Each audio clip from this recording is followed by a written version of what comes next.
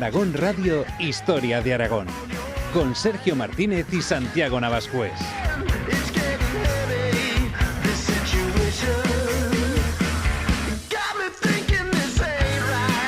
El aragonés Miguel Servet fue una de las grandes figuras de la cultura renacentista, un sabio en diferentes disciplinas como la teología, filosofía y también en medicina, siendo famoso por sus investigaciones sobre la circulación pulmonar.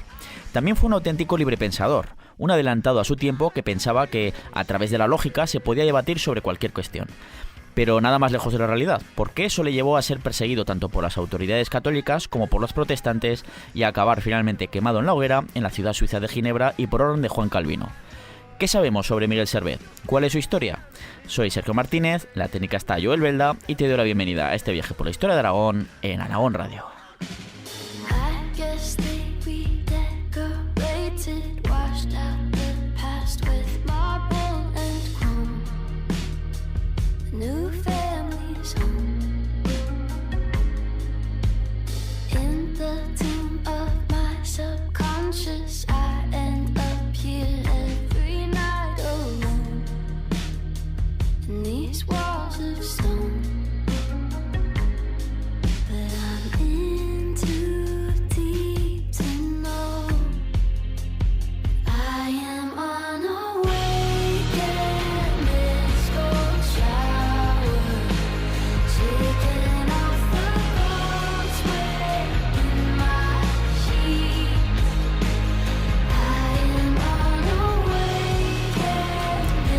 Esta semana dedicamos el séptimo episodio de esta quinta temporada a un aragonés muy conocido por todos, pero de cuya historia nos solemos quedar con dos hechos. El gran avance para la medicina que supusieron sus descubrimientos sobre la circulación pulmonar de la sangre y también que fue perseguido por sus postulados teológicos hasta acabar siendo quemado vivo en la hoguera por los calvinistas, por parte de esos protestantes, ¿no?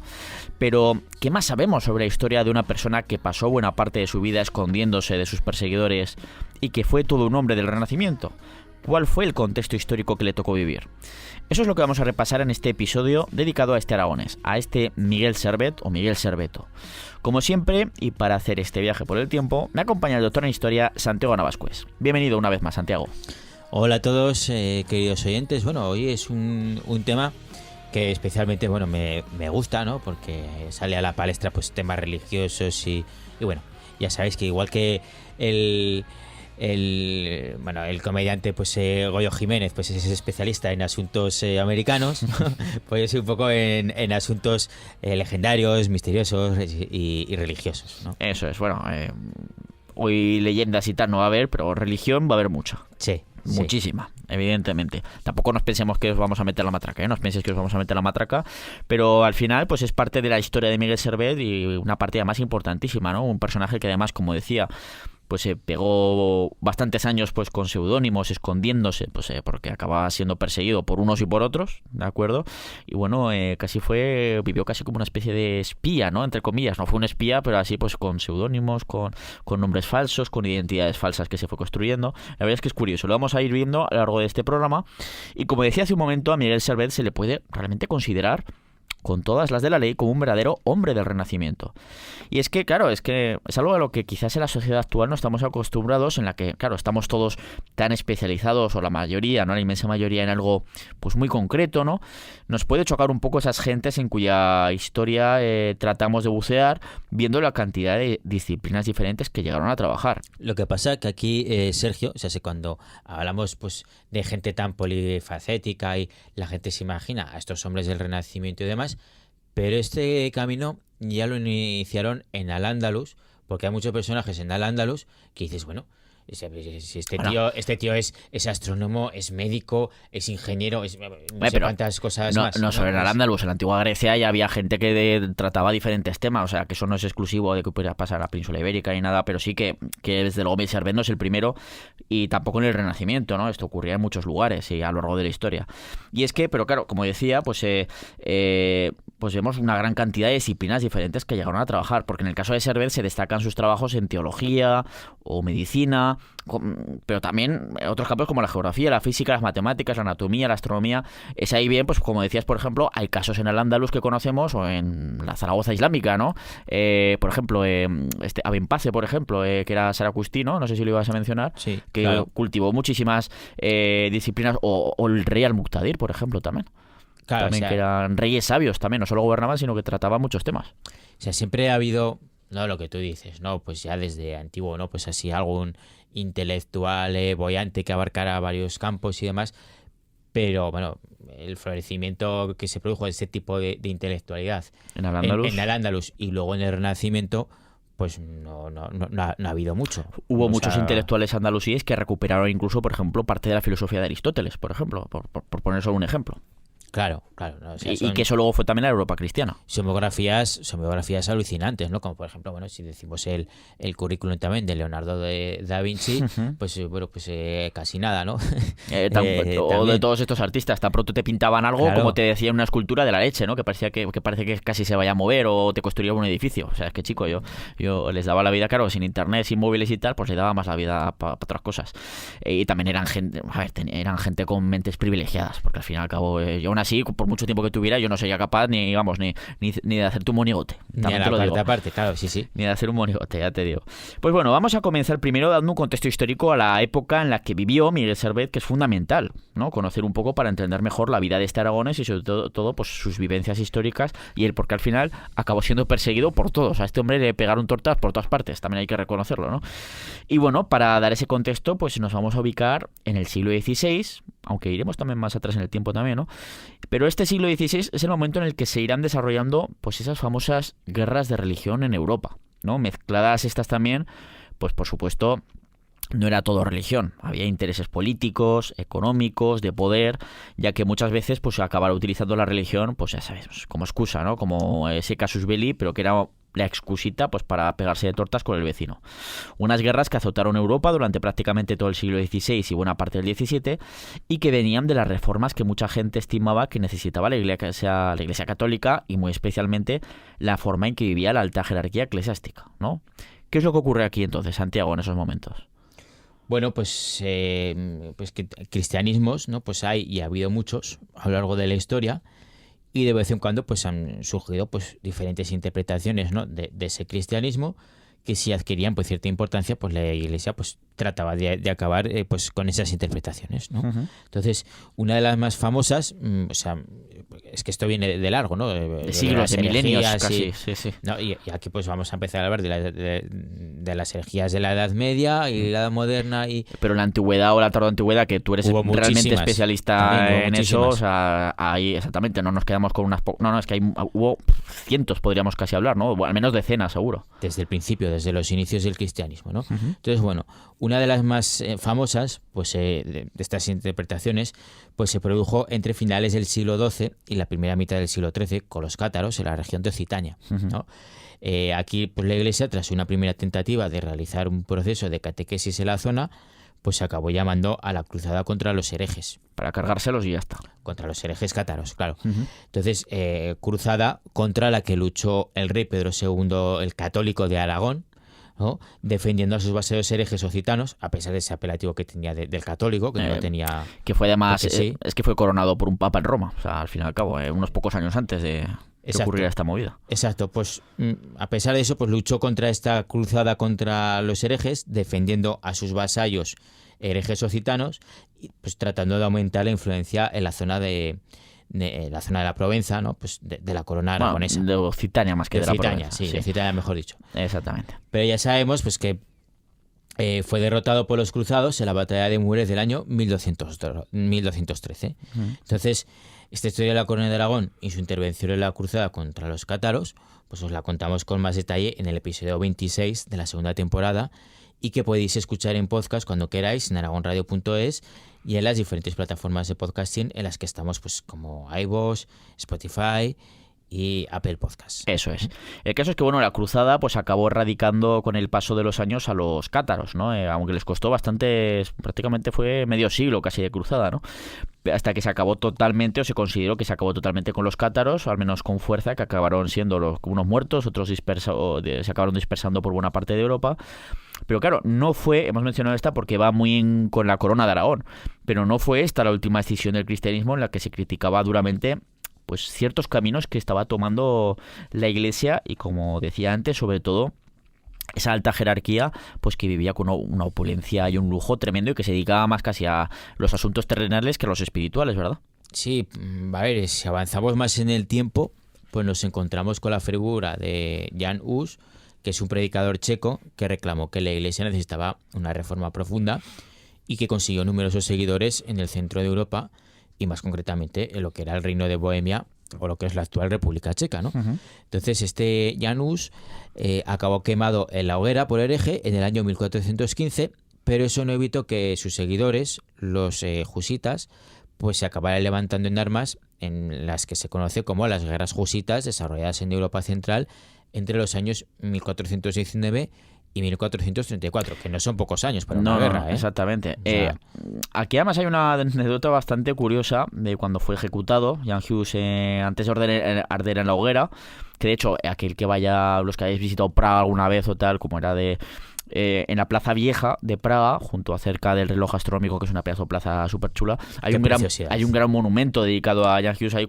casi como cuando va a ser quemado y tal, pues que es muy popular allí en Praga, ¿no? Pues bueno, antes de que este hombre ya estuviera a punto de ser quemado en la hoguera, se cuenta que sus últimas palabras fueron las siguientes: vais a asar un ganso, pero dentro de un siglo encontraréis un cisne que no podréis quemar. Claro, esta frase dices, oh, qué bonito, qué poético, pero bueno, ¿qué significa esto? Bueno, pues esta frase realmente era un juego de palabras, ya que el apellido de Jan, es decir, Hus, significa ganso en checo, es decir, vais a quemar a este ganso, pero dentro de un siglo aparecerá un cisne que no podréis quemar. A ver, no sabemos si realmente dijo esas palabras o son de estas típicas frases que se atribuye a personajes históricos que luego nunca dijeron, pero que se han puesto tiempo después para adornar una historia. Y dices, el típico cronista, qué chulo queda, ¿no? Pero lo cierto es que si las dijo este Jan Hus, fueron proféticas, porque prácticamente después, un siglo más tarde de que él fuera quemado en 1415, surge la figura de Martín Lutero, que sería ese cisne al que la jerarquía católica no consiguió quemar a pesar de que se intentó o ejecutar o lo que fuera, o parar, pero desde luego no. O sea, si lo dijo, realmente prácticamente lo clavó, porque los postulados de Lutero creo que las empieza a publicar, bueno, ya empieza a predicar a partir precisamente del año 1515, y luego hablaremos de ello, que si no luego nos repetimos, ¿no? Pero sí, sería antes, profético, o sea, que quedaría redondo. Y antes que Lutero también estuvo en Italia, que tuvo mucha importancia, Savonarola, ¿no? Por ejemplo, bueno, el caso es que, como vemos, por unos motivos u otros, pues fue surgiendo cíclicamente la necesidad de reformas en la Iglesia. Uh-huh.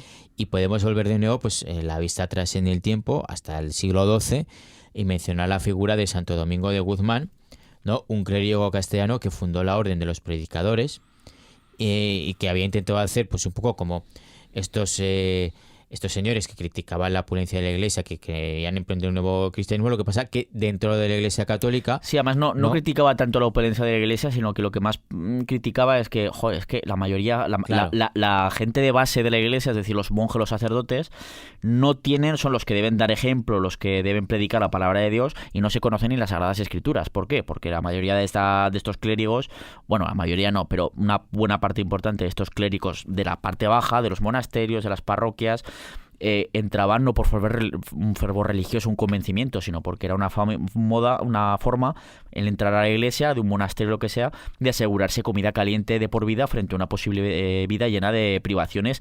Y por eso él lo que decía, este Santo Domingo de Guzmán, era que lo que había que hacer era predicar, y para predicar había que formar a esos sacerdotes y a esos monjes. Claro, que muchos de ellos eran unos incultos. Exactamente.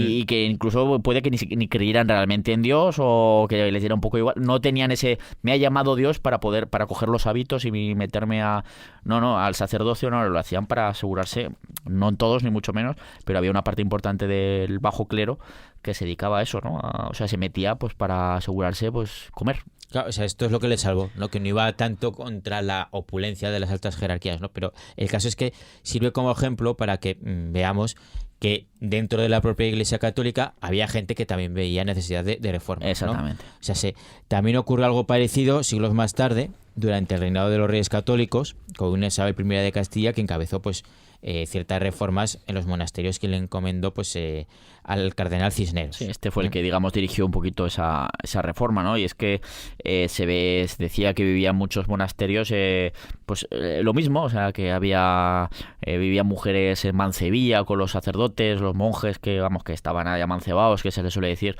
que no cumplían con ese rigor que debían realizar o llevar a cabo los sacerdotes, los monjes, y por eso pues ahí Isabel I pues también sabe que se necesita esa reforma, o sea, reformar la Iglesia, pero desde dentro en ese sentido, ¿no? También el bajo clero en este caso, no estamos hablando todavía de la jerarquía eclesiástica, que sí que lo denunciaron Jan Hus y sobre todo pues Martín Lutero, como veremos aquí. Y es aquí, de hecho, cuando llegamos al siglo XVI, después de todos estos ejemplos que hemos puesto, ¿no?, anteriores, a esa época de Miguel Servet, y donde aparece, pues eso, la figura de Martín Lutero. ¿Qué ocurre en ese momento, Santiago? Pues que la Roma papal pues actuaba más como un estado temporal que buscaba aumentar su poder terrenal que como una iglesia que debía velar por la espiritualidad de la cristiandad, ¿no? Como veníamos diciendo, ¿no? O sea, es en esos años iniciales, pues cuando comienzan las grandes obras monumentales para crear una Roma que mostrara el poder de la Iglesia, tratando de emular pues visualmente el poder y la gloria de la antigua Roma, pero como una Roma católica y no pagana, ¿no? Como la que mostraban muchas de las ruinas de la antigüedad. Es un poco lo de dime de lo que presumes y te diré de lo que careces, ¿no? Cuando un régimen, o un sistema o intenta hacer ostentación de poder o demostrar poder es que está débil, es que está en crisis, ¿no? O sea, es de hecho en esos años pues cuando comienzan las obras de la nueva Gran Basílica de San Pedro que vemos hoy en día y que sustituyó a la anterior que había en ese emplazamiento, mucho más antigua y bueno, modesta entre comillas, porque creó mucha controversia porque había gente que le gustaba mucho la que había. Venía de época de la antigüedad todavía, de época del Imperio Romano. Venía de la antigüedad tardía, pero era también espectacular y había gente que decía, pero si tenemos aquí una basílica espectacular, ¿para qué Es verdad que monumentalmente el edificio del actual la Basílica de San Pedro es mucho más. Es la leche. Claro, es la leche, pero ahora ya ha terminado. Exactamente. Mientras lo estaban construyendo, que le costó bastante. De hecho, iban derribando trocicos de la otra, mientras encima se iba construyendo la nueva basílica, que costó más de un siglo. Mientras lo estaba construyendo, había gente que decía, pero ¿qué hacéis tirando esto que estaba tan bien, ¿no? Claro, el problema es que sea como fuere, o sea, gustara más o menos, esas obras que se comienzan a principios del siglo XVI, y eso hay que pagarlo. No, eso no se paga, eso no es gratis, ¿no? Exacto. De modo que aquí, claro, ¿cómo se paga o cómo lo paga la Iglesia? Pues aquí, pues una de las formas que tiene la Iglesia, los papas de turno, de aumentar las finanzas, ¿no?, para poder derivar al pago de estas construcciones, pues es, por ejemplo, aumentar la venta de las famosas indulgencias. Era un negocio muy lucrativo, el tema de la venta de indulgencias por parte de la Iglesia, que establecía que los creyentes podían hacer unos donativos, es decir, ¿tanto dinero pagas? Pues tanto, o si va dirigido para ti o para un familiar fallecido, pues por cada tanto que pagues, esta persona cuando muera, si es para ti o de un fallecido, un padre, una madre, lo que sea, si le restamos tantos años en el purgatorio o incluso en el infierno, ¿no? Lo cual le acercará más rápido su camino a su espíritu al cielo, al reino celestial. Claro, aquí te metían el miedo de que ibas al purgatorio o al infierno, y así lo que hacían pues era un negocio redondo de vender con esas indulgencias. Tú pones un dinero y automáticamente pues el tiempo que va a estar el espíritu de tu ser querido en el purgatorio o en el infierno pues se rebaja en tiempo, ¿no? Claro, entonces pues esto provoca muchas críticas en un importante pues sector de la población, sobre todo población intelectual, ¿no?, digamos, y también en el mismo seno de la Iglesia. Sí, porque, evidentemente. Pues se denunciaba que el dinero recaudado pues iba también muchas veces para financiar los lujos de esa alta jerarquía eclesiástica. Sí, porque si luego ese dinero se hubiera utilizado solo en temas de caridad, pues bueno, ahí está. Pero en muchas ocasiones pues fue, entre otras cosas, para pagar estas obras de la Basílica de San Pedro del Vaticano. Claro, entonces, pues debido a ello pues se fue creando el caldo de cultivo perfecto, ¿no?, en Europa Central, para que surgieran de nuevo pues con fuerza las peticiones de reforma en la Iglesia. Y casos como el de las indulgencias pues hicieron que algunos como Lutero pues lo tomaran como un abuso de poder por parte de la Iglesia, que lo era, que metía el miedo a los feligreses sobre el purgatorio y el infierno, elementos que además pues es que no tenían sustento alguno en las Sagradas Escrituras. Sí, porque era en plan, Lutero iba un poco con la Biblia y decía, enséñame a mí a ver dónde está, ¿no? ¿Dónde está aquí lo de las indulgencias?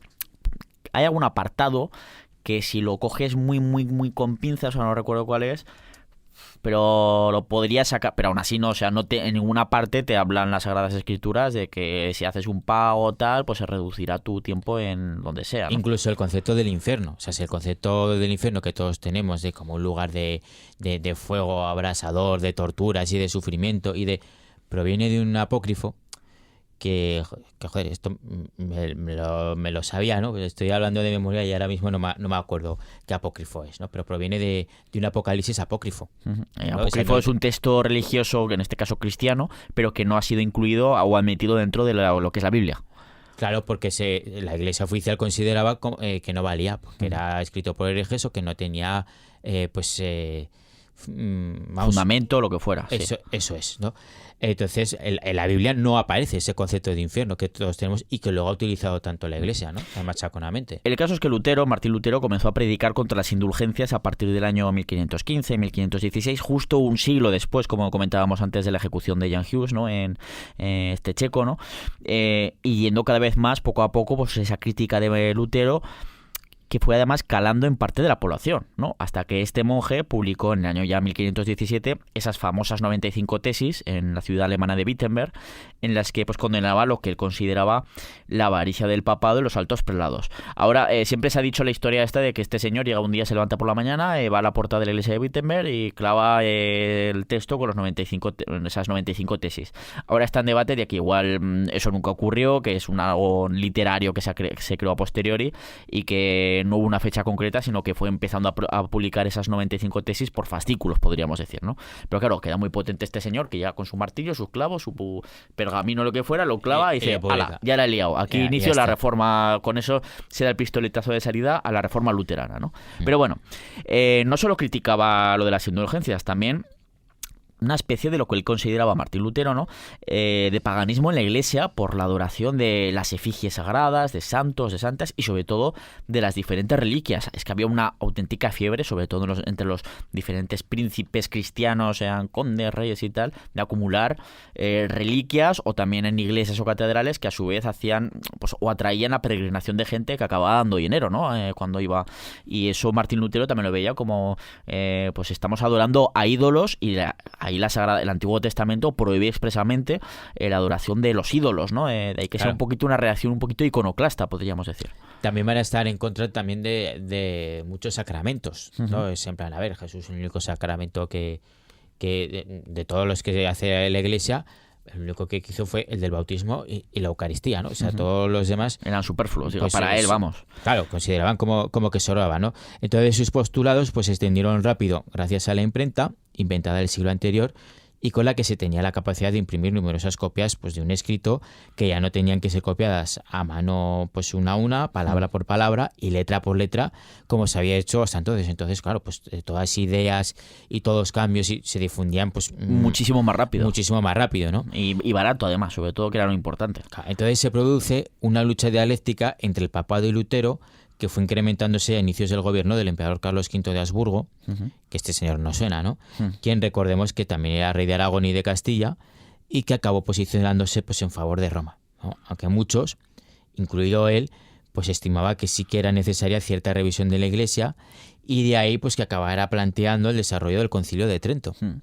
Que este concilio... Eso es el inicio de la Contrarreforma. Sí, bueno, el Concilio de Trento estaba pensado para llegar a un acuerdo entre protestantes y católicos, al final no se llegó y al no llegarse, pues el Concilio de Trento siguió, pero ya solo con católicos para iniciar lo que fue la Contrarreforma, exactamente, y todo pues los nuevos postulados de la Iglesia frente, en este caso, al protestantismo, ya no queriendo hacerse amiguetes y que la Iglesia católica permaneciera unida, sino ya en confrontación. Sí. ¿No?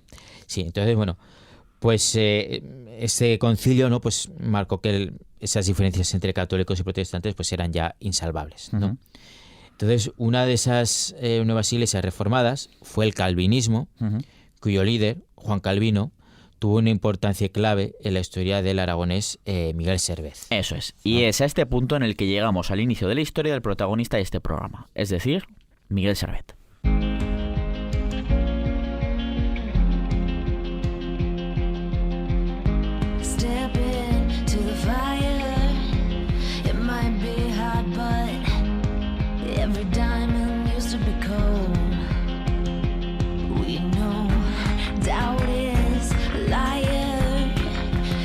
Stop talking, but we'll keep digging till we find that gold. Yeah, just when we think we're done,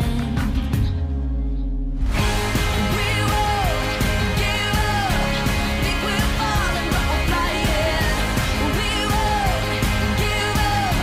Nothing yet, but we're climbing. We won't give up. We can't lose if we keep trying.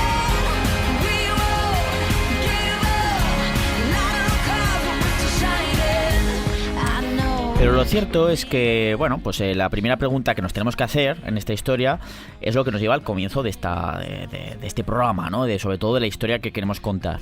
Y es ¿cuándo y dónde nace Miguel Servet Conesa?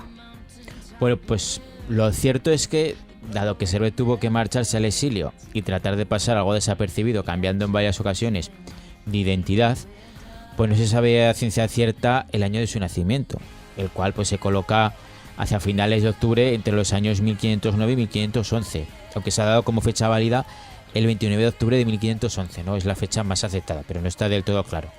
Incluso ha existido cierto debate, por así decirlo, sobre el lugar de su nacimiento. O sea, una teoría dice que en realidad nació en la ciudad navarra de Tudela, pero lo más aceptado es que lo hizo en la localidad ocense de Villanueva de Sigena. Esto es porque, bueno, cuando estaba pues perseguido, pues cambió su identidad. Sí, un poquito para esconderse, digamos, y esconder sus verdaderos orígenes para que no pudieran rastrearlo tanto. Pero claro, bueno, y en este cambio de identidad, pues a lo mejor decía que era de Tudela o de... Nació en Villanueva de Sigena. Eso es, nació en Villanueva de Sigena. Luego están las burdas manipulaciones, que esto es de traca, de algún artículo, que no vamos a mencionar de dónde, porque en fin, pero bueno, que por no darle publicidad, pero que circula por internet y que llega a decir literalmente que en realidad Miguel Servet sí que nació en Villanueva de Sigena, sí, esta localidad ostense, pero que esta localidad realmente es una localidad catalana administrada por el Reino de Aragón. Así que en realidad era catalán. Yo la verdad es que no sé cómo se come eso, pero en fin, o sea, literalmente pone eso una... En fin, sí. no vamos a meternos más, pero... Bueno, pues pero había que mencionarlo, porque es que de verdad, ¿eh? Sí, pues esto viene de ese concepto imperialista, ¿no? Que tiene ciertos sectores del catalanismo, ¿no? De la franja, de que pues parte del Aragón oriental pues es la Cataluña irredenta, porque dicen que allí hablan catalán. Y que lo hablan o con sus variantes y todo eso, pero que eso no significa que tenga que ser Cataluña. Bueno, en fin, que no vamos a meternos en esos jardines porque tampoco nos lleva a ninguna parte. Y chapurriado también, que muchos de allí no están de acuerdo en que lo que hablan sea catalán. Miguel Servet era hijo de Catalina Conesa, hijo esta vez a su vez de una familia de infanzones que es posible que estuviera emparentada con los famosos Zaporta, ¿no? Una familia, ya sabemos, cristiana, de origen judío, que acabó logrando una gran riqueza gracias a que se dedicaron al comercio, siendo su gran exponente el mercader Gabriel Zaporta, artífice del maravilloso patio de la Infanta que ordenó construir en su lujoso palacio renacentista en Zaragoza. Bueno, que al menos este patio se nos ha conservado y la verdad es que es una preciosidad, es una maravilla. Mientras tanto, el padre de Miguel se llamaba Antón Serveto Meler. A veces que hay a veces, digamos, Miguel Servet o Miguel Serveto, ¿no? Y este Antón Serveto Meler, el padre de Miguel Servet, pues era también infanzón. Y en su caso trabajaba de notario en esta localidad de Villanueva de Sigena, ¿no? Y bueno, ¿cómo comienza su formación? Al final Miguel Servet fue un erudito, como un gran pensador de esa Europa renacentista, como así se le reconoció y se le reconoce. Pues ¿cómo comenzó su formación? Pues ya de joven, ¿no? O sea, ya de joven pudiendo leer textos en latín, griego y hebreo, pues gracias a los contactos que tenía su familia al servicio del erudito, pues del erudito franciscano Juan de Quintana, quien era doctor en teología por la Universidad de París y llegó a ser el confesor del emperador Carlos V de Habsburgo. Uh-huh. Estando bajo su servicio, pues Servet pues pudo viajar con la corte a Valladolid, Toledo y a Granada, mientras pues iba incubando en su interior el ideal humanista desarrollado en Europa por Erasmo de Róterdam, el cual pues generó en muchos intelectuales del momento de los reinos hispánicos pues una fuente corriente de libertad religiosa, ¿no? Uh-huh. O sea, un momento peligroso dado que las diferentes ideas de reformismo de la Iglesia pues estaban ya extendiendo por el continente, ¿no? Y se estaba introduciendo pues un clima religioso bastante conflictivo, ¿no? Ujú. Entonces, cuando Servet cumplió los 17 años, fue enviado a proseguir sus estudios a la Universidad de Toulouse, comenzando a formarse en Derecho, pero también en Teología, estudiando profundamente pues tanto el Antiguo como el Nuevo Testamento, aunque también otros textos prohibidos a los cristianos e incluso también los postulados luteranos, ¿no? Ujú.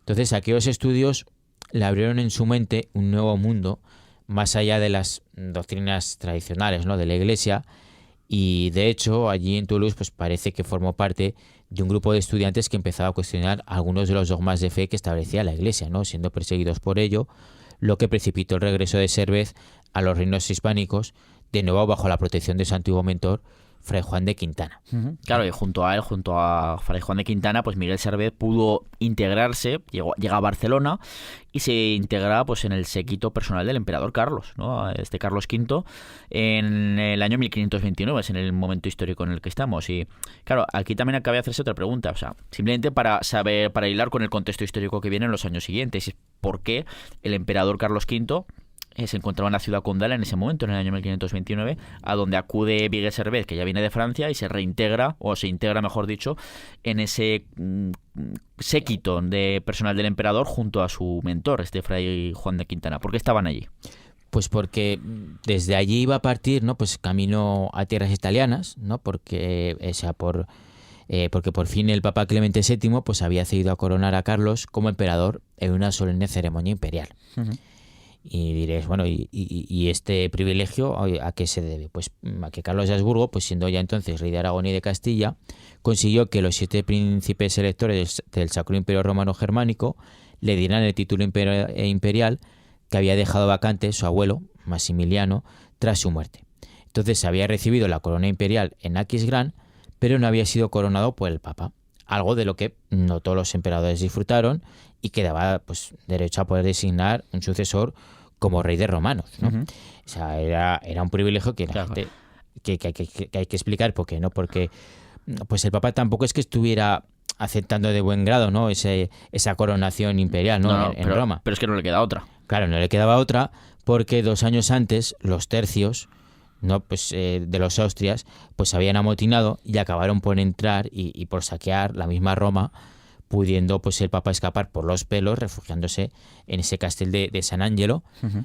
que antes fue pues el mausoleo del emperador Adriano, ¿no? Exactamente, que se convirtió con el tiempo en fortaleza y por eso nos ha llegado bastante bien convertido bien en fortaleza hasta nuestros días. Eso es. Claro, aquí, Carlos V, pues él no ordenó que los tercios españoles entraran a saco en Roma, nunca mejor dicho, lo del saco de Roma, que además hicieron unos estropicios tremendos, destrucciones de arte, asesinatos, violaciones, robos.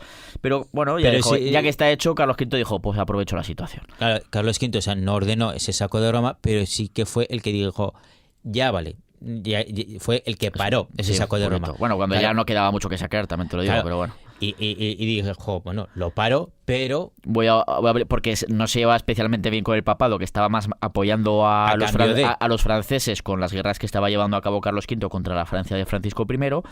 Y dice, bueno, tú sigues ahí prisionero en San Angelo, yo te dejo que salgas y esto termina de tal, a cambio de que me corones como emperador. Y el Papa no le queda otra cosa, no le queda otra que aceptar, pero claro, dice, pero chico, es que me has dejado Roma hecha unos zorros.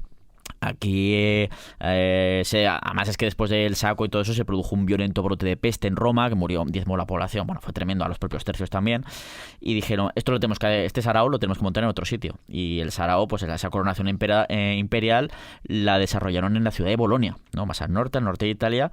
Y es que precisamente, seguro que sobre todo a muchos turiasonenses seguro que les suena, y no solo turiasonenses, porque esa coronación imperial de Bolonia, de Carlos V, es que la vemos con todo lujo de detalle representada en ese largo friso que decora el frontal del actual Ayuntamiento de Tarazona, que es una chulada. Se ven ahí esas escenas, ¿no?, de esa ceremonia imperial. Y bueno, Miguel Servet, ¿por qué contamos esto? Porque Miguel Servet, como ya formaba parte, se había integrado en ese séquito imperial, junto a su mentor, pues asistió en primera persona, pues fue uno de los que estuvo ahí asistiendo y viendo esa coronación imperial como miembro de ese séquito del emperador, y pudo ver en primera persona todo ese ambiente de lujo cortesano en el que vivía pues el pontífice, los cardenales, etcétera. Y es algo que no le gustó demasiado a Miguel Servet. Y que probablemente pues aumentó todavía más esa visión más pura y sencilla que Servet pensaba desde hacía años, desde sus primeras etapas de formación, sobre todo en Francia, pues que debía ser, en su opinión, la Iglesia y no toda esa ostentación, ¿verdad? Claro, entonces, pues después de esto, el propio Servet escribió sobre estos sucesos años después, diciendo que veía la pompa con la que vivía el Papa y que la gente acudía a besarle los pies, diciendo que con ello recibiría indulgencias con las que restará años en el purgatorio o incluso en el infierno. Y en palabras literales de Servet, pues describe al Papa así, ¿no? Oh bestia, la más vil de las bestias, la más desvergonzada de las rameras. Vamos, que no le gustó nada a Servet, por lo que se ve, porque Claro, cosas bonitas no dijo. claro, y con estas escrituras, en ese ambiente que había, ¿no? Pues tan conflictivo religioso, pues os podéis imaginar que no acabaría demasiado bien, ¿no? Sí. Miguel Servet. Di que esto lo escribió bastantes años después de ver la coronación imperial, pero bueno, ya había escrito cosas que incluso había enfadado a mucho más a la jerarquía eclesiástica, Sí. aparte de esto. Pero bueno, que no ayudaba, desde luego. Bueno, Servet siguió con la comitiva imperial, pues después de la coronación imperial, hasta Estrasburgo, etcétera, donde además ya pudo conocer en esa continuación del viaje, pudo conocer a varios líderes protestantes europeos en una exposición pública de las tesis protestantes que permitió el propio emperador, Carlos V, pues todavía en esos intentos de buscar un acuerdo pacífico antes de que estallara una guerra que acabaría estallando, ¿no? Una guerra religiosa dentro del Sacro Imperio Romano Germánico, del cual Carlos V era emperador. Pues aún intentaba buscar una solución pacífica, pero al final ya sabemos que, spoilers, ¿no? Como siempre decimos, pues no se llegó y acabaron pues empezando esas guerras de religión de las que acabamos hablando, de las que hemos hablado al principio del programa. Claro, y aquí pues Servet, la posición que adoptó es que solo estaba de acuerdo en las tesis que hablaban de rebajar el poder terrenal de la Iglesia y del lujo del que se rodeaba su jerarquía, ¿no? Pero no del resto de ideas que defendían los protestantes, ganándose pues también pronto la enemistad de algunos de esos líderes protestantes. Vamos, que se empieza a llevar mal con los católicos y con los protestantes también. Digamos que era una persona con cerebro propio, ¿no? Y con ideas propias, y que no se circunscribía ni a los católicos ni a los protestantes, ¿no? A ningún grupo. Sí, pues si según, claro, estamos hablando de que él se había formado en Derecho, en leyes también religiosas, en teología. Era una autoridad Era un gran en la conocedor, materia. era una gran autoridad precisamente en el Antiguo y en el Nuevo Testamento. Y había cosas que decía, es que esto que me contáis, tanto unos como otros, yo no veo que se sustente en estas escrituras. Y si lo hace, demostrádmelo, yo me callo. Pero claro, ya entrábamos en estos dogmas de fe, esto no sé qué. Donde pues el raciocinio se pierde. Bueno, ¿no? el Y todo raciocinio, acaba pero siendo bueno, cuestión pues de identidades y de más de poder y todas estas cosas. y de mejor poder dicho. y de sí. El caso es que para Servet ni tan siquiera era aceptable, por ejemplo, el único concepto que católicos y protestantes sí que compartían. O sea, que lo único que estaban de acuerdo unos y otros era el tema de, sí, la unidad de Dios y a la vez ese concepto de la Santísima Trinidad, ¿no? De Dios es pío y trino, ¿no? Como dicen en Amanece que no es poco, se hace saber que Dios es pío y trino, ¿no? Sí, sí. Según la cual, pues Dios, a la vez que Dios, es también Jesucristo y el Espíritu Santo. Es Padre, Hijo, Espíritu Santo, ¿no? Claro, es en ese momento, es lo único que estaban de acuerdo los católicos y protestantes, como decía, en la Santísima Trinidad. Y es en ese momento cuando Servet se aparta de la corte imperial ya y dice, mira, yo aquí no quiero saber nada. Se marcha a la ciudad de Basilea, en la actual Suiza, y donde ya en el año 1531 en esa ciudad pues publica su primera gran obra, que sería De Trinitatis Erroribus, es decir, sobre los errores de la Trinidad. Y aquí ya la lía parda. Ya con el título empieza fuerte, ¿no? O sea, bueno, en él dice que no existe la Santísima Trinidad, ya que en su opinión pues esta no está sustentada en las Sagradas Escrituras. Y además ese dogma de fe convertía al cristianismo en una religión más cercana al politeísmo que al monoteísmo. Bueno, ¿para qué queremos más? También habla de que pues solo a través de la fe se podía conocer y llegar a Dios, lo que rompía los esquemas de la Iglesia Católica, la cual establecía que era imprescindible pues, formar parte de la Iglesia para llegar a Dios y a la salvación del Espíritu. No decimos al formar parte de la Iglesia como sacerdote, etcétera, sino que o ibas a misa y aceptabas todo lo que le decía la Iglesia, o era imposible llegar a Dios y conseguir la salvación del Espíritu, ¿no? Servet es uno de los que dicen que no es necesario, estrictamente necesario, porque en las Sagradas Escrituras no pone eso, ¿no? Eso según pues los escritos de Servet. Y bueno, esta obra, sobre los errores de la Trinidad, pues hizo ya que la Inquisición, pues échale un ojo a este Servet, a ver qué dice, ¿no? Y claro, pero mientras tanto Miguel Servet pues empezó a distribuir su obra, como era habitual entre intelectuales de la época, pues hacía copias y los distribuía entre amigos. y otros intelectuales europeos del momento, o sea, para también recibir sus conclusiones y, oye, a ver qué te parece esto que he escrito, ¿no?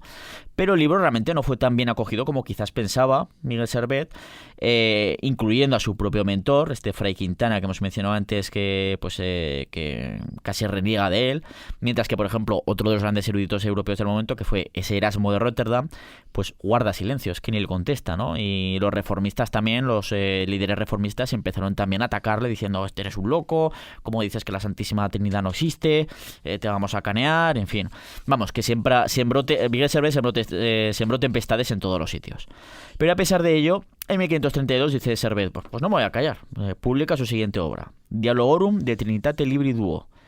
¿Qué hace en este libro? Pues contesta precisamente a las críticas recibidas hasta entonces, y él defendía a Miguel Servet pues su libertad de conciencia, incluyendo la famosa frase de ni con estos ni con aquellos estoy conforme, ni disiento en todo. Es decir, él no rechazaba a católicos o protestantes, ni tampoco se casaba con unos con otros. Dice, pues hay cosas con las que estoy de acuerdo con unos, otras con otros y otras que... En fin, eso es lo que decía Miguel Servet. Claro, entonces, pues ese mismo año de 1532, pues la Inquisición comenzó a perseguir sus obras declarándolas prohibidas, e incluso el Tribunal de la Inquisición Aragonesa ordenó el registro de todas las librerías de Zaragoza. Por si pudieran tener alguna copia o algo. Claro. Y dado que había firmado sus 2 primeros libros con su nombre completo, pues a partir de entonces Servet pues comenzó a utilizar seudónimos para ocultarse, haciéndose llamar pues Miguel de Villeneuve, que hacía precisamente referencia a su localidad natal, Villanueva de Sigena. Miguel de Villeneuve. Al Es. final pues empezó a pasar de ciudad en ciudad, la propia Basilea que hemos mencionado. Estuvo varias veces en Lyon, también en París, y empieza a formarse poco a poco en los años siguientes pues una nueva identidad como médico, ¿no? Pues esta sería una nueva formación que acabaría, él ya era digamos, experto en leyes, como hemos dicho, en las Sagradas Escrituras, pero empezó a formarse en medicina también.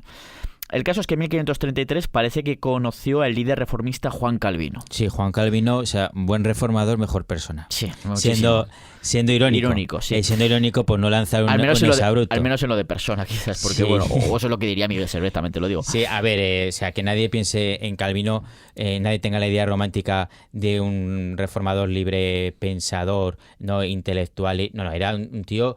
Al final también fue un extremista también. Fundamentalista, radical y sanguinario. Sí. El caso es que en 1533 sabemos que conoce a Miguel Servet, a Juan Calvino, y que después Servet se marcha a Lyon, que por entonces pues era una importante ciudad, lo sigue siendo hoy en día, además es muy bonita, os lo digo, económicamente, pero también era uno de los centros intelectuales en Europa y también un centro editorial, había muchas imprentas y tal, y ahí aprovecha Servet para trabajar en los siguientes años en una nueva edición en la que trabajó de la obra Geografía de Ptolomeo, y bueno, fue una reedición, la de Servet, en la que añadió, entre otras cosas, anotaciones sobre costumbres, temperamentos de los habitantes de las diferentes regiones europeas. Por ejemplo, bueno, es que a los alemanes los llama borrachos y de todo, también te lo digo. Entre otras cosas, ¿no? Pero los pone fama de estos, o si no se han emborrachado, la acaban liando, cosas así, dices, ¿no? Y bueno, pues esto hace que en estas anotaciones sobre costumbres y temperamentos, que ha colocado a este aragonés, a este Miguel Servet, como uno de los padres de la geografía comparada y de la etnografía también, el estudio de las sociedades y tal, lo cual es algo que no se suele comentar sobre Miguel Servet. Sí, pero que ahí está, que no es poca cosa, ¿no? Entonces, a mediados de la década de 1530, pues regresó a París, donde estudió medicina, tal y como aparece registrado en un documento fechado el 15 de marzo del año 1537. Uh-huh. Y fue al ejercer la profesión de médico, pues con lo que se sustentó el resto de su vida en lugares como la ciudad francesa de Vienne, donde pues incluso trabajó pues para el obispo Pierre Palmier, ¿no? Uh-huh. En esos años publicó libros sobre medicina, aunque la mayoría pues trataba también otros campos, incluyendo pues asuntos de carácter teológico. Fue entonces cuando mostró sus avances de investigación sobre la circulación pulmonar de la sangre y cómo funciona esta, ¿no? que es parte de su obra Christianismi Restitutio, ¿no? Publicada en el año 1553. Una obra que fue secuestrada por la Inquisición francesa, la alemana y por los calvinistas, y que de los 1000 ejemplares que se imprimieron, pues tan solo han sobrevivido 3. Pero fue una de sus obras más importantes. O sea, ya vemos que son varias las obras que ha escrito, de las importantes y tal, porque Miguel Servet hizo numerosísimas publicaciones de todo tipo, ¿no? Pero bueno, Servet, antes de que se publicara su última obra, pues tuvo una ocurrencia pues fantástica. pero fantástica, pero que le llevaría pues por un camino pues de espinas, podríamos decir, ¿no? Y Sí. un poquito con llamas también. Porque, bueno, de esta última obra, antes de publicarla, digamos, antes de pues empezar a moverla por toda Europa y tal, pues se decidió enviar una copia, entre otros, no solo a él, a este Juan Calvino, del que hemos hablado hace un momento. Con Pues, quien mantenía correspondencia. sí, para conocer su opinión, ¿no? Pues hasta entonces, pues bueno, tampoco es que se hubieran llevado especialmente mal. Juan Calvino lee esta obra, este Christianisme Restitutio, que ya decimos que es una obra teológica, pero en la que se incluyen, en parte de ella, pues esas investigaciones sobre la circulación pulmonar de la sangre, ¿no? Por lo que también es muy famoso Miguel Servet. Pues bueno, Calvino recibe la copia que le manda Servet, se la lee y le contesta a Servet diciendo: mira, te has equivocado un montón de cosas, no estoy de acuerdo con tus postulados teológicos, y mira, ¿sabes lo que tienes que hacer? O sea, porque no tienes razón. Tienes que leer mi libro, el de Juan Calvino, ¿no? Y toma, te mando una copia para que te la leas y veas lo equivocadísimo que estás. Servet dice: pues vale, chico, que me la leo. Recibe la copia que le ha mandado Calvino. Y este dice: uy, esto, ¿qué ha puesto aquí? Uy, espera, trae aquí la pluma, el tintero. Y empieza a hacer, en la copia que le había mandado Calvino, pues Servet empieza a hacer anotaciones diciendo: esto para mí está mal, esto también, esto es erróneo, esto no sé qué, esto dónde te lo sacas, en fin, cosas así. Y Servet, una vez que ha corregido la obra de Calvino, le reenvía la copia, se la devuelve a Calvino, ya corregida por Servet. Y bueno, Calvino, pues no se lo tomó muy bien, ¿verdad, Santiago? No se lo tomó especialmente bien.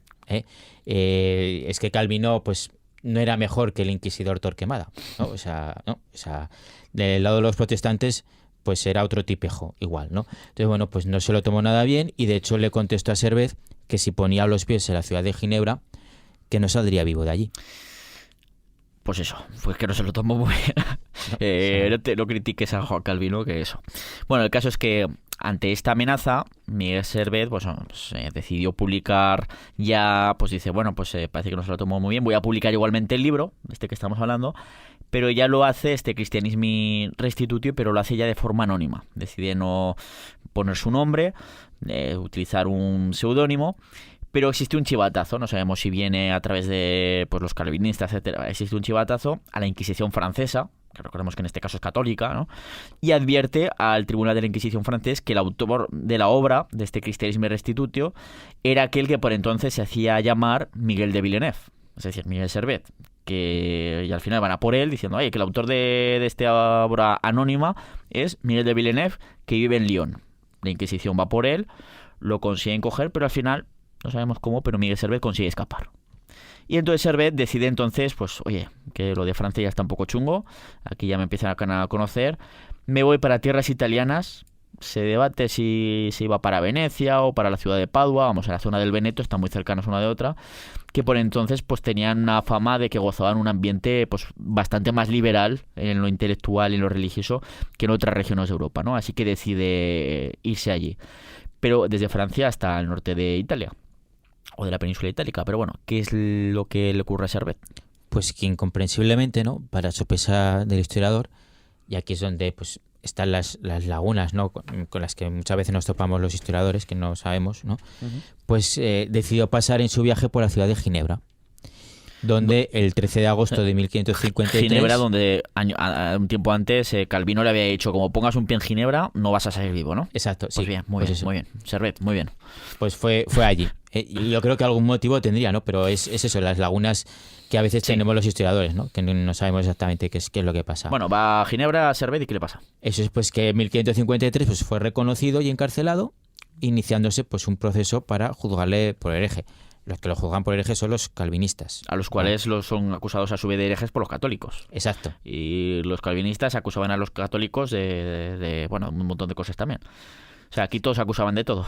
Bueno, se lo encarcelan a Servet y le inician un juicio, ¿no? Para dedicarle hereje, porque, entre otras cosas, se negaba a aceptar lo que hemos comentado antes, ¿no? La existencia de la Santísima Trinidad, pero es que también Servet, entre otros muchos postulados, también defendía que el bautismo realmente debía ser un acto consciente, ¿no? Ese acto, pues igual que Jesucristo lo recibió en edad adulta por San Juan Bautista, y que por lo tanto él pensaba que tú tenías que ser bautizado por elección y ya en tu vida adulta, o ya quizás siendo niño, pero ya, y no un bebé recién nacido, que evidentemente pues era uno de los postulados, y por supuesto los calvinistas también los católicos lo consideraban como una herejía. Uh-huh. Sí, así es. Entonces, durante el juicio, pues trató de sostener debates de carácter teológico en una época que no estaban para debates, ¿no? Y acusó pues abiertamente a Calvino pues de hacer acusaciones falsas contra él, solicitando al tribunal que le detuvieran a él también, a Calvino, y que fuera sometido igualmente a juicio. Bueno, entonces, pues aquí hay palabras textuales de él, ¿no? Que decía: estaré contento de morir si no le convenzo tanto de esto como de otras cosas de que le acuso más abajo. Os pido justicia, señores, justicia, justicia, justicia. Escribió pues en su última petición al tribunal. Pero por supuesto, pues no se le hizo caso, el tribunal no hizo caso, y las iglesias reformadas de los cantones de Berna, de Basilea, de Zúrich y de Schaffhausen, pues le encontraron culpable de herejía, siendo condenado explícitamente en la condena a muerte a morir vivo en la hoguera. Hay alguna historia que nos cuenta de que además intentó que pusieran leña que estuviera fresca todavía, que no, para que tardara todavía más incluso. Bueno, no sé si es cierto o no, pero el caso es que esta condena a muerte, según la cual luego Calvino, cuando se empezó a liar años más tarde, llevándole críticas sobre ello, pues Calvino dijo: no, a ver, yo intenté que le conmutaran la pena, pero bueno, nada. Fue una condena que se cumplió en la misma ciudad de Ginebra el 27 de octubre del año 1553, muriendo Miguel Servet quemado, además junto a sus libros que echaron en la hoguera, ¿no? Como ese símbolo de... En fin. Sin embargo, pues como decía, su ejecución pues al final escandalizó a muchos intelectuales del momento de Europa, ¿no? Especialmente en el mundo protestante. Pues muchos de estos protestantes pues se oponían, no todos evidentemente, a la ejecución de personas por razones de fe, porque decía: esto lo hacen los católicos, no lo podemos hacer nosotros porque nos estamos quejando de ellos, ¿no? Pero al final lo hicieron también los protestantes en este caso mucho. Calvino, ¿no? Los calvinistas, sí. Y luego en otras ocasiones también se hicieron, desde luego.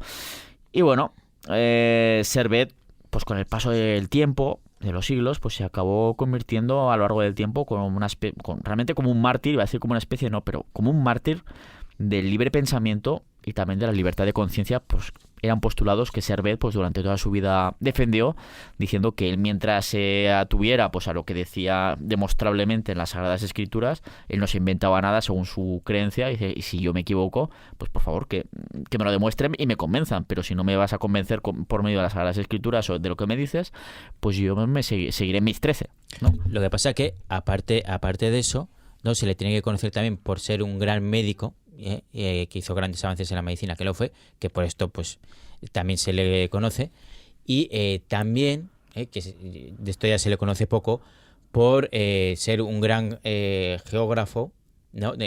Para hacer estudios de geografía comparada y de etnografía. Es uno de los primeros en hacer esto. Sí, como ya hemos comentado antes, exactamente.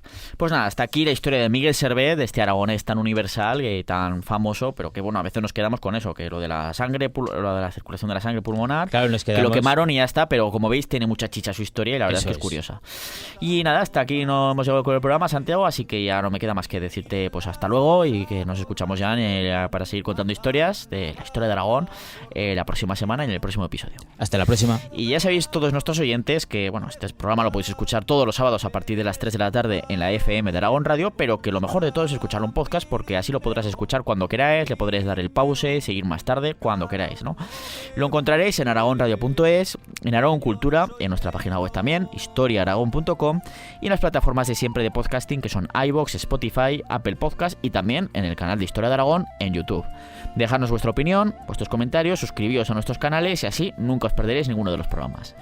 En la técnica hemos tenido al gran Joel Belda y te esperamos en el próximo programa para seguir haciendo historia en Aragón Radio. Historia de Aragón, con Sergio Martínez y Santiago Navascués.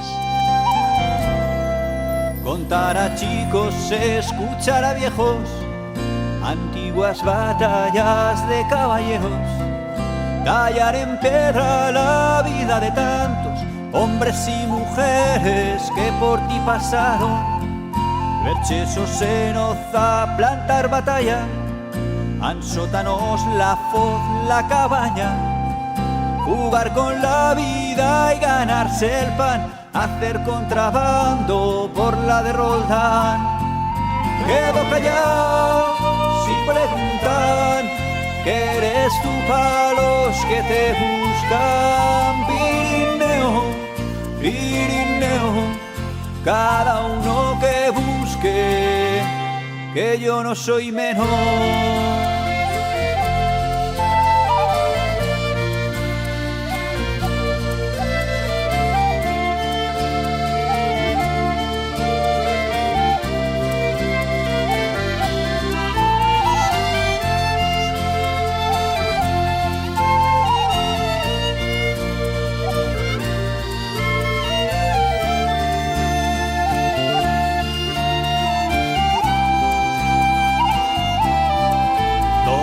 Castillo y Peñaforca, o al gigante de la Ribagorza.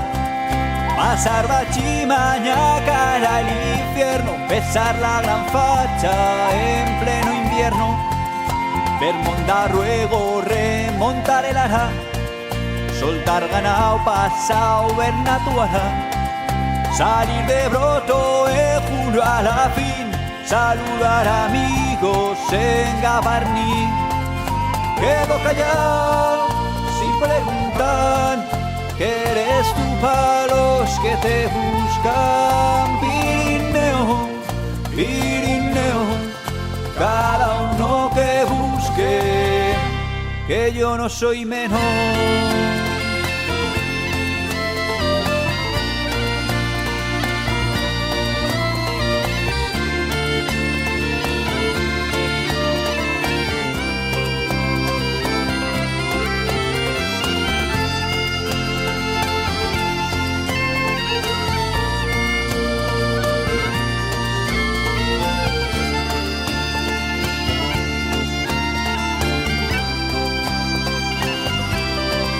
Sonar cañones para San Antón, quedar con las brujas en el turbón, enseñar secretos a compaire, solo dejar pasar a un tal Luciembriel, dejar libros por ayudar a padre, marchar de casa por nacer tarde, volver al tiempo al mismo lugar.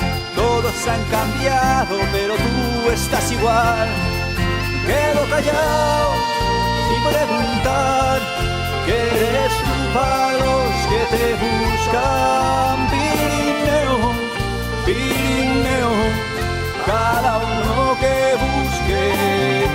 Y quedo callado sin preguntar, que eres tú para los que te buscan. Pirineo, Pirineo, cada uno que busque, que yo no soy menos.